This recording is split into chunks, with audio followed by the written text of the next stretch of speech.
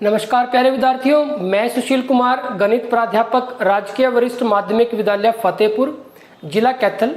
आप सभी का एजुसेट हरियाणा के इस वर्चुअल क्लासरूम में हार्दिक स्वागत करता हूं। प्यारे विद्यार्थियों, हमने अपने पिछले लेक्चर में कक्षा 10 गणित अध्याय 6 जिसका नाम है त्रिभुज, इसमें प्रश्नावली 6.1 में बहुभुजों की समरूपता के बारे में अध्ययन किया था। हमने सीखा कि कोई भी दो बहुभुज समरूप होंगी यदि उनके जो संगत कोण हैं वो बराबर होंगे तथा उनकी जो संगत भुजाएं हैं वो समानुपाती होंगी, या फिर ये कहें कि एक ही अनुपात में होंगी।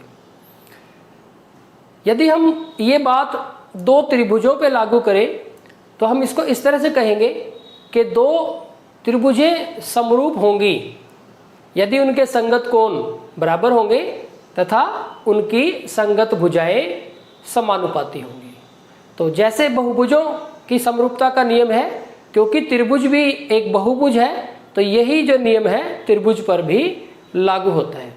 तो प्यारे बच्चों, आज के इस वीडियो लेक्चर में हम प्रश्नावली 6.2 का अध्ययन करेंगे। एक बेहद महत्वपूर्ण प्रश्नावली, और यहाँ पे आप जो दो महत्वपूर्ण थ्योरम हैं, जो दो महत्वपूर्ण परिमेय हैं, उनका अध्ययन करेंगे और उन परिमेय की सहायता से किस तरह से आप जो प्रश्नावली 6.2 है उसके जो समस्याओं का है, जो समाधान है, जो हल है, बड़ी आसानी से ज्ञात कर सकते हैं।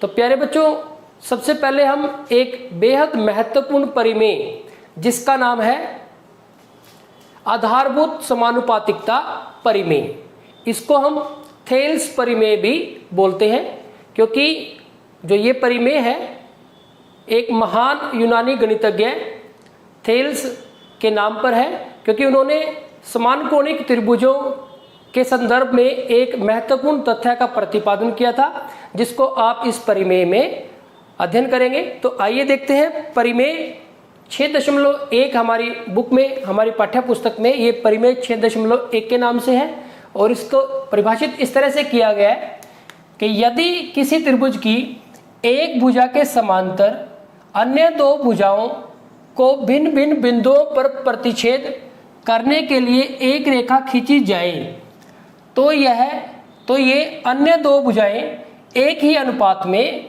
विभाजित हो जाती हैं।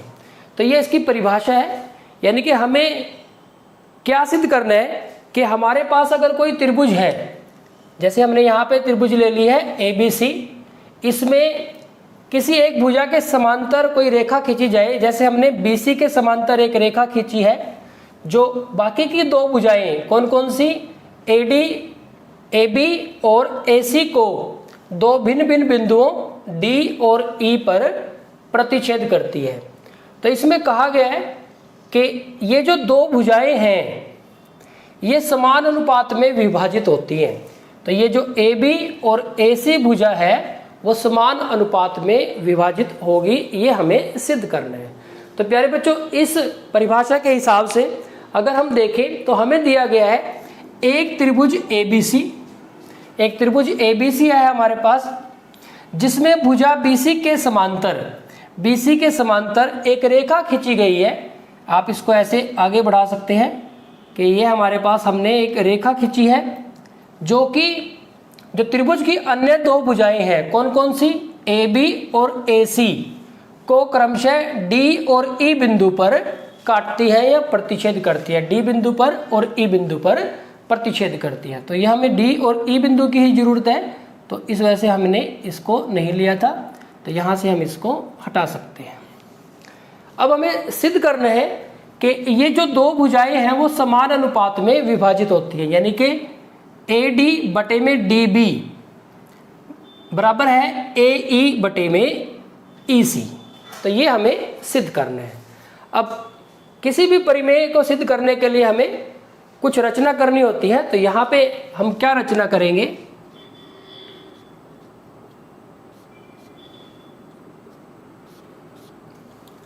हम क्या करते हैं, बिंदु बी को ई से मिलाते हैं और सी को डी से मिलाते हैं। यहां पे हम लिख देते हैं कि बिंदुओं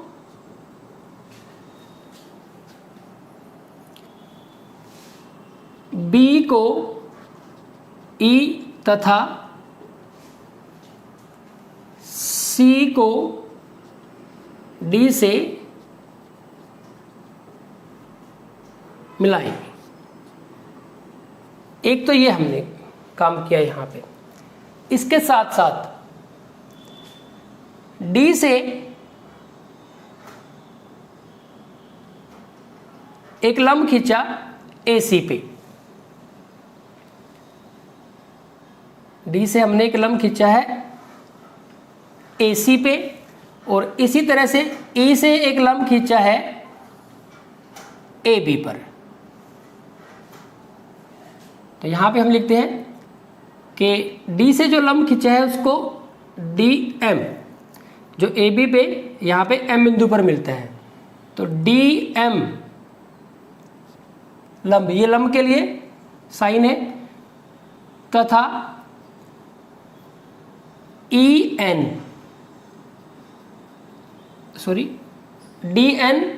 DM हमारे पास लंब किस पे है? AC पर, तथा EN लंब है AB।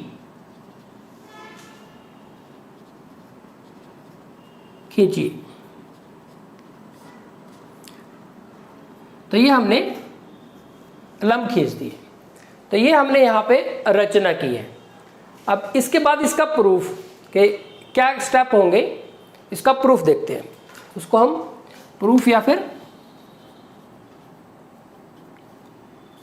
उत्पत्ति बोलते हैं।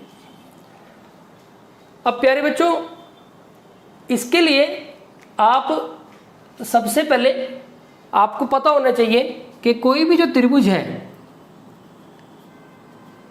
त्रिभुज का क्षेत्रफल क्या होता है? 1/2 गुना में आधार गुना में ऊंचाई या फिर लंब। तो ऊंचाई या फिर लंब कहेंगे हम यहां पे। तो ये जो सूत्र है हमारे प्रूफ में यूज होगा। तो अब आप देखेंगे कि अगर हम बात करें त्रिभुज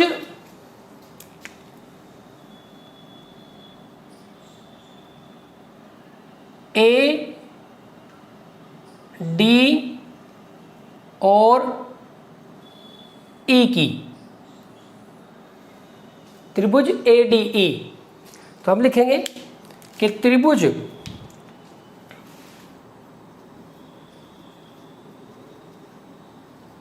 ADE का अक्षेत्रफल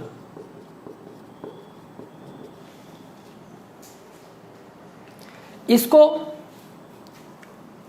छोटे रूप में हम इस तरह से लिखते हैं AR मतलब एरिया। एरिया किसके लिए? अक्षेत्रफल के लिए। और ब्रैकेट में लिख देंगे ADE।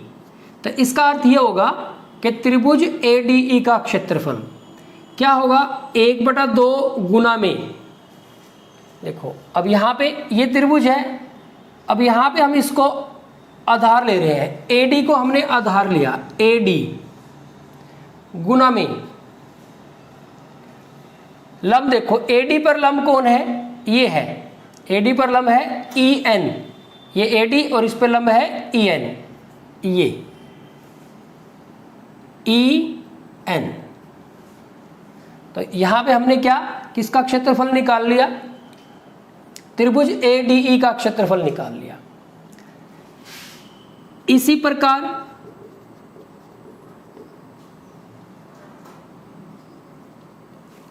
अब हम क्षेत्रफल निकाल रहे हैं इस त्रिभुज का। ये जो त्रिभुज है,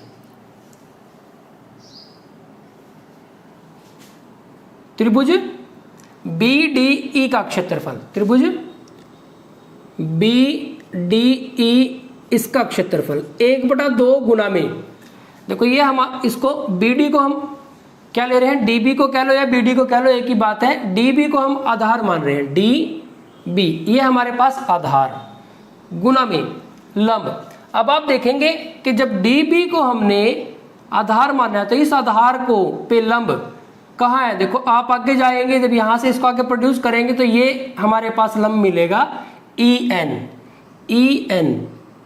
प्यारे विद्यार्थियों, ये कॉन्सेप्ट आपको थोड़ा सा समझना है कि हमारे पास जो त्रिभुज है कुछ इस तरह से है,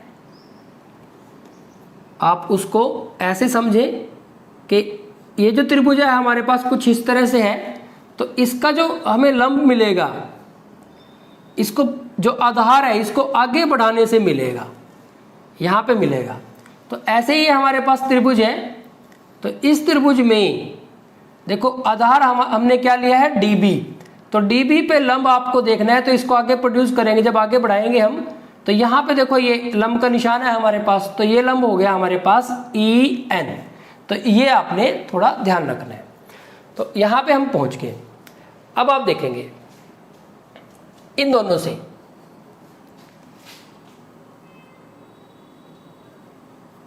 एरिया या फिर क्षेत्रफल किसका, त्रिभुज ADE, इसके बटे में अगर हम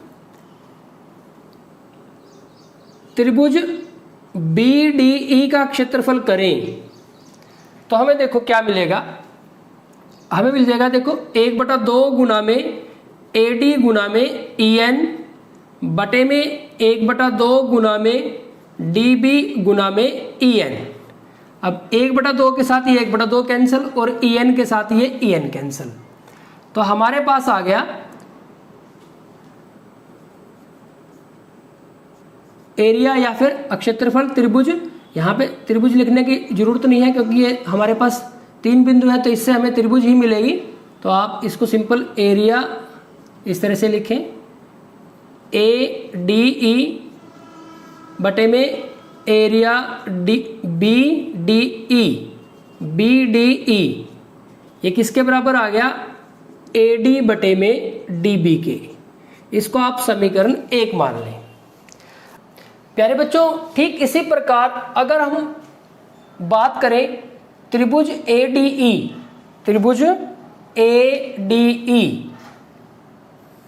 इस त्रिभुज के बारे में, और त्रिभुज CDE, और ये जो हमारे पास त्रिभुज है इस त्रिभुज के बारे में, इनके क्षेत्रफल की बात करें तो आप देखेंगे कि त्रिभुज ADE, अब आप देखेंगे कि यहां से हमने फर्स्ट पार्ट निकाल दिया, अब की बार हमें ऊपर A ही चाहिए। तो इस ADE त्रिभुज में अब की बार हमने AE को आधार मान लिया, तो 1/2 गुना में आधार AE गुना में लंब, देखो इस पे ये रहा DM लंब है। इसी प्रकार से 1/2 गुना में ये हमारे पास कौन सी, CDE। तो अब हम इसमें जो आधार है वो क्या मान रहे हैं, EC, क्योंकि हमें EC चाहिए, EC को हमने आधार माना। देखो इस पे देखो, आप आगे जाएंगे इधर उधर देखेंगे कहाँ पे लंब आपको मिलेगा, तो यहाँ पे देखो लंब है, तो ये हमारे पास गुना में DM, तो 1/2 कैंसिल और DM कैंसिल, तो आपको मिल गया कि क्षेत्रफल AD का ADE बटे में क्षेत्रफल CDE किसके बराबर आ गया, AE बटे में EC। ये हमारे पास समीकरण 2 हो गया। अब आप देखेंगे AD बटे में DB बराबर है AE बटे में EC, हमें सिद्ध करना है। AD बटे में DB ये रहा और AE बटे में EC ये है हमारे पास। तो अगर हम ये दिखा दें कि ये दोनों आपस में बराबर है तो ये दोनों हमारे पास बराबर हो जाएंगे। तो हम लिखेंगे समीकरण 1 और 2 से, समीकरण 1 और 2 से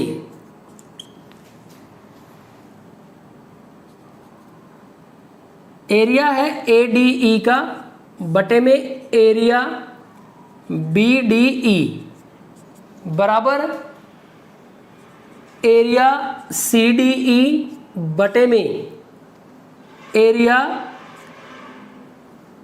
यहां पे हमने ADE है, ADE और ये हमारे पास CDE, ये ऊपर हमारे पास ADE है, ADE और ये CDE।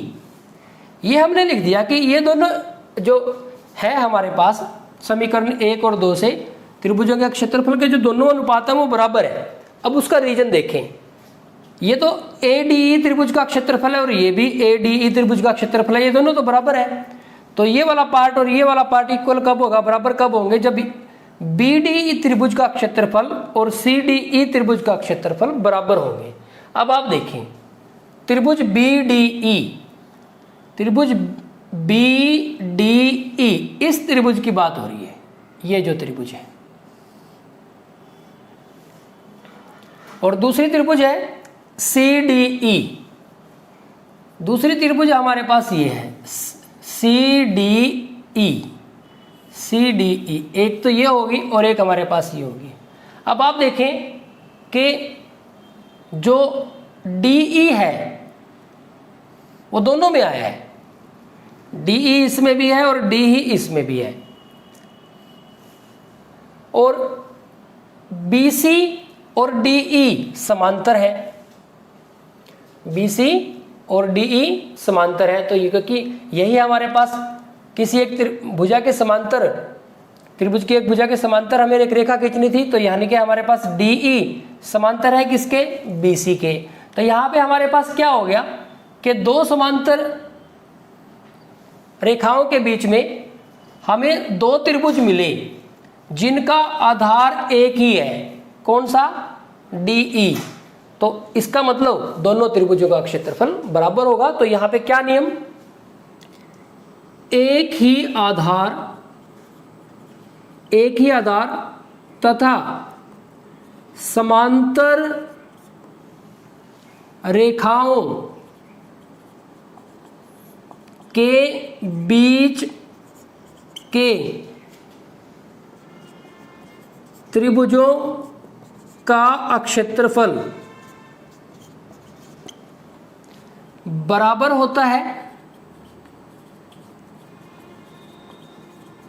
इसलिए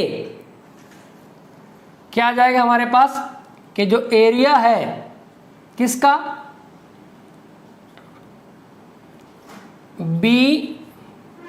BDE का, BDE ये बराबर होगा एरिया CDE के।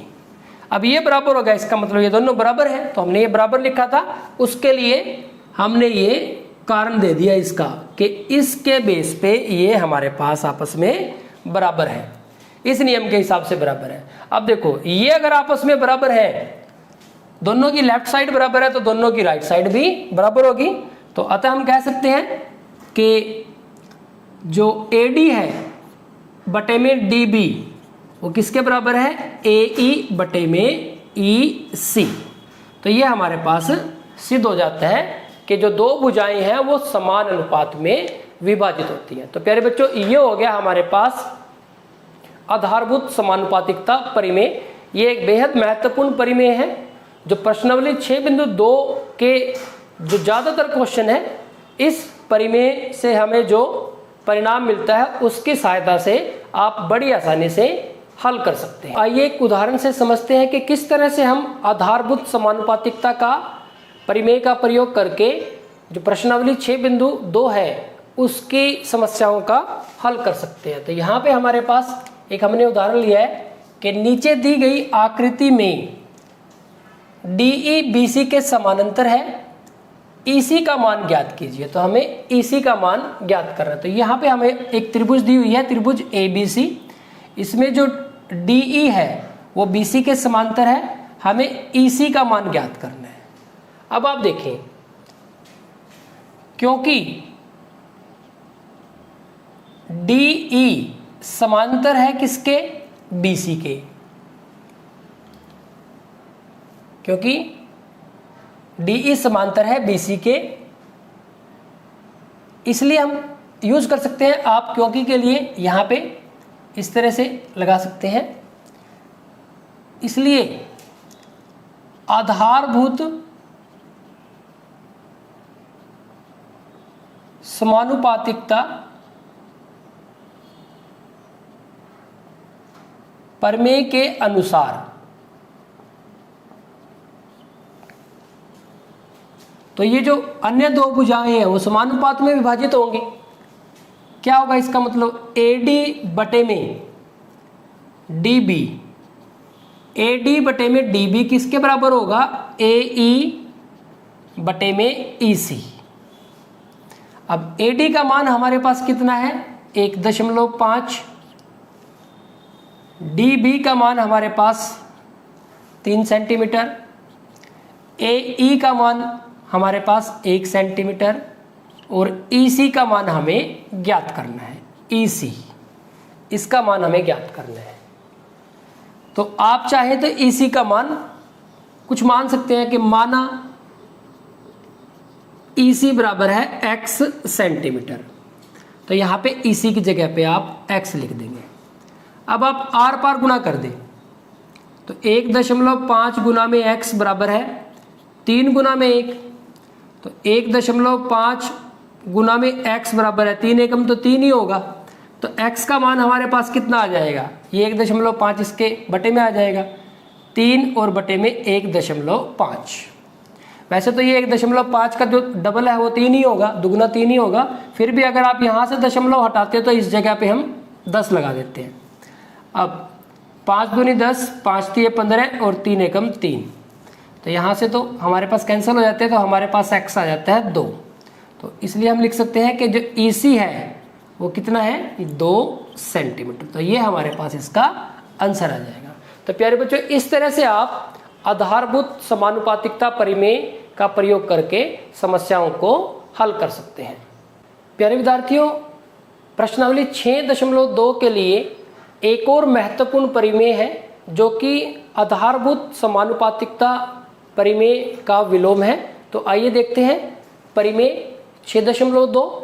इसमें कहा गया है कि यदि एक रेखा किसी त्रिभुज की दो भुजाओं को एक ही अनुपात में विभाजित करे तो वह तीसरी भुजा के समांतर होती है। अब देखो प्यारे बच्चों, हमने जो आधारभूत समानुपातिकता प्रमेय में सीखा उसमें ये कहा था कि अगर किसी एक भुजा के समांतर है तो वो अन्य दो भुजाओं को समान अनुपात में विभाजित करती है। अब की बार उसका विलोम हो गया कि अगर वो दो भुजाओं को एक ही अनुपात में विभाजित करती है तो वो तीसरी भुजा के समांतर होती है। तो इस वजह से इसको कहते हैं आधारभूत समानुपातिकता प्रमेय का विलोम। अब देखो प्यारे बच्चों, आपके पास क्या दिया गया है, एक त्रिभुज ABC। ABC एक त्रिभुज है जिसमें के एक रेखा है जो इसकी दो भुजाओं को समान अनुपात में विभाजित करती है। यानी कि ये हम वो रेखा ले लेते हैं जो इसकी दो भुजाओं कौन सी AB और AC को समान अनुपात में विभाजित करती है। मतलब AD बटे में DB बराबर है AE बटे में EC। अब हमें यह सिद्ध करना है कि जो DE है वो समांतर है BC के। DE को BC के समांतर सिद्ध करना है। अब प्यारे बच्चों, इसके लिए हम क्या रचना करते हैं, हम थोड़ी देर के लिए मान लेते हैं कि जो DE है वो BC के समांतर नहीं है। हमने क्या किया, DE डैश हमने एक और रेखा खींची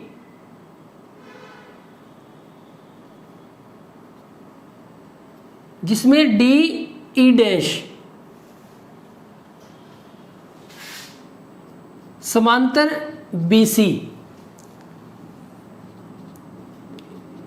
खींचिए। तो हमने क्या रचना कर ली, हमने थोड़ी देर के लिए मान लिया कि DE BC के समांतर नहीं है, तो हमने एक और रेखा खींची जिससे हमें क्या मिला, इस तरह से खींची कि DE डैश किसके समांतर है, BC के समांतर है। अब इसका प्रूफ देखें,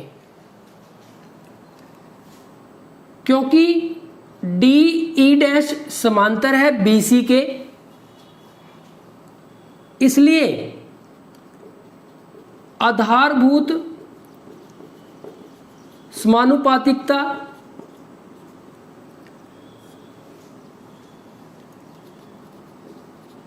प्रमेय के अनुसार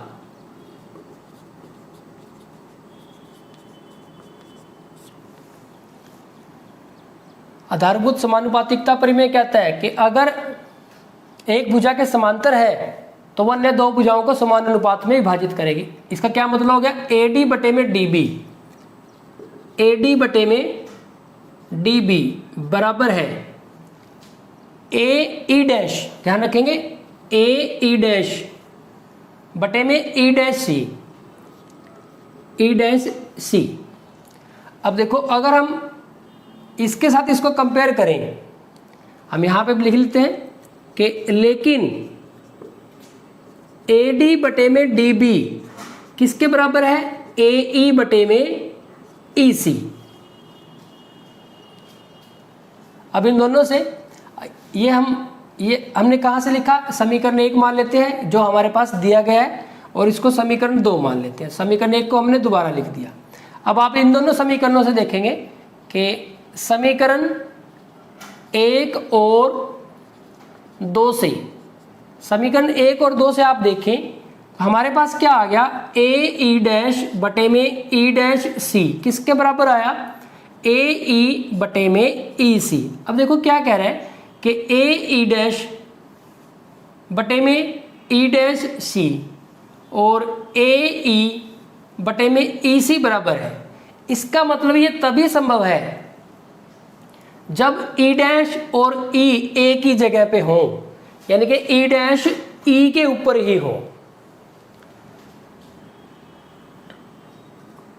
जो कि संभव है यदि E डैश और E बिंदु है जो संपाती हो। यानी कि जो ये DE डैश है वो DE ही है असल में। इसका मतलब पहले हमारे पास जो थी वो DE वो समांतर ही थी किसके? BC के। इसलिए हम कह सकते हैं कि DE समानांतर है किसके? BC के।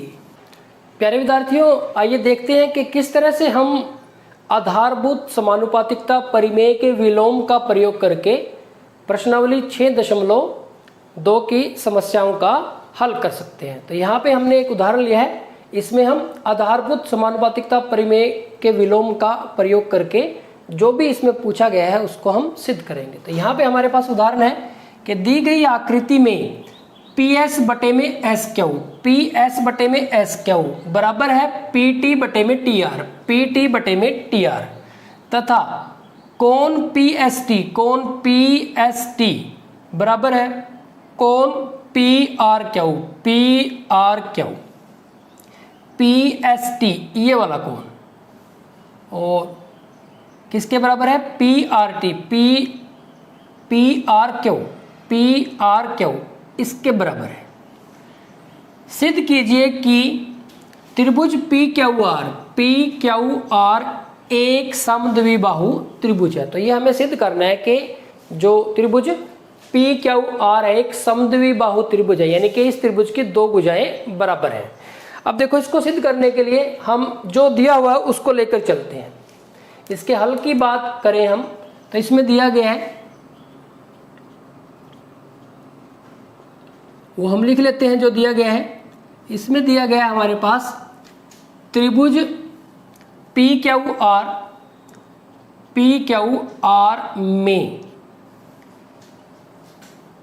PS बटे में SQ बराबर है PT बटे में TR। एक तो ये चीज हमारे पास दिया गया है, और इसके साथ ही कोण PST बराबर है कोण PRQ। इसको समीकरण 1 और इसको समीकरण 2 मान लिया है। हमें सिद्ध करना है कि त्रिभुज PQR एक समद्विबाहु त्रिभुज है।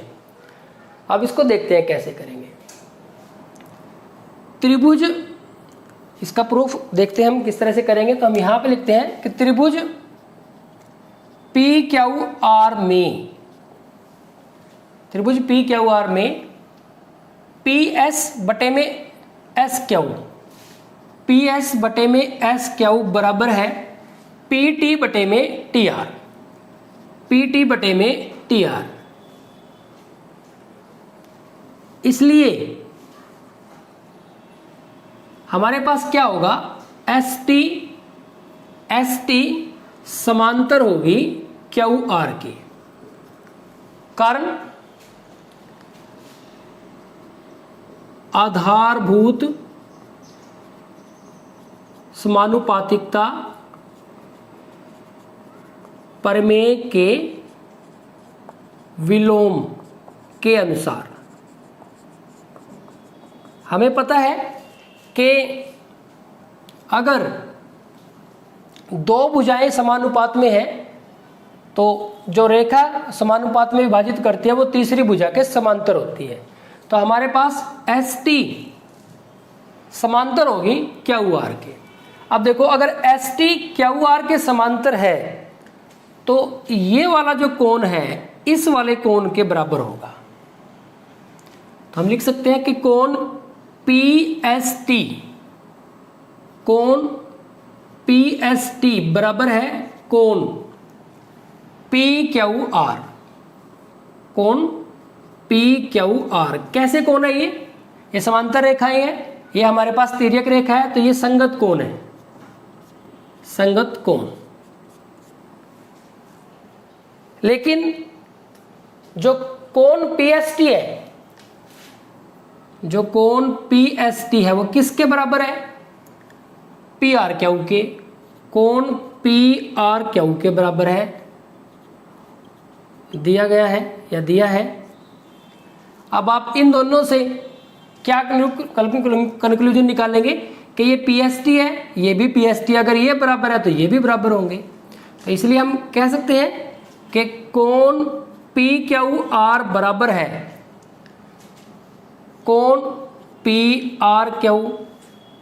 अब आप देखेंगे कोण पी क्यू आर ये वाला कोण और पी आर क्यू ये वाला कोण, ये दोनों कोण बराबर है। हमें पता है कि जो बराबर कोण है उनकी सम्मुख भुजाएं भी बराबर होती हैं।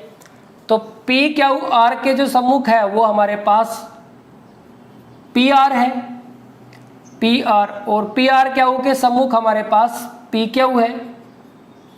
ये यहाँ पे हम लिख देंगे कि समान कोणों की सम्मुख भुजाएं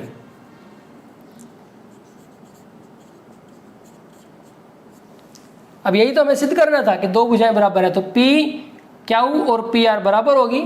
इसलिए त्रिभुज पी क्यू आर एक समद्विबाहु त्रिभुज है।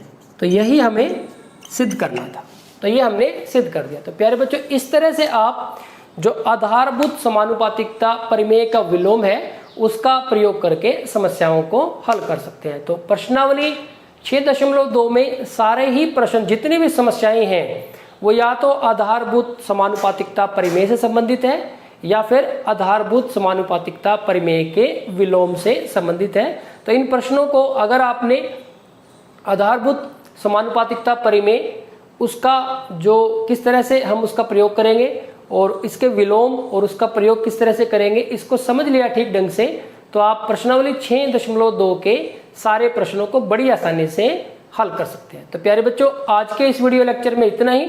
लगातार प्रैक्टिस करते रहिए, क्योंकि जितनी ज़्यादा आप प्रैक्टिस करेंगे गणित विषय में आपकी उतनी ही रुचि बढ़ती चलेगी, आपके जो कॉन्सेप्ट हैं क्लियर होते चलेंगे।